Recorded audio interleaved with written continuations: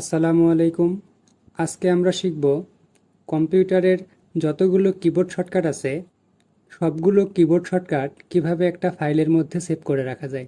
এর জন্য আমাদের শুরুতে এমএস ওয়ার্ড প্রোগ্রামটা ওপেন করতে হবে। আমি আগে থেকে ওপেন করে রেখেছি।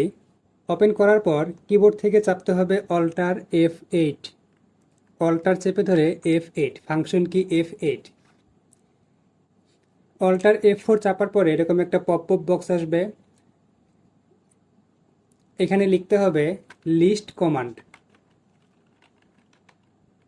লিস্ট কমান্ডস লেখার পরে রানে ক্লিক করার পর এখানে দুইটা অপশন আছে, দুইটাতেই আপনারা কিবোর্ড কমান্ডগুলো পাবেন। প্রথমটাতে হচ্ছে কারেন্ট কিবোর্ড সেটিং, দ্বিতীয়টাতে হচ্ছে অল ওয়ার্ড কমান্ডস। এখন এখান থেকে আপনার যেটা প্রয়োজন সেটাতে আপনি টিক মার্ক দিয়ে ওকে করতে পারেন। তো আমরা হচ্ছে কারেন্ট কিবোর্ড সেটিংসেই আমরা রাখলাম, দেন ওকে। এখন এখানে দেখেন প্রত্যেকটা কিবোর্ড শর্টকাট এখানে ফাইল আকারে চলে আসছে। আপনাদের যেটা প্রয়োজন সেটা আপনারা এখান থেকে দেখে নিতে পারেন।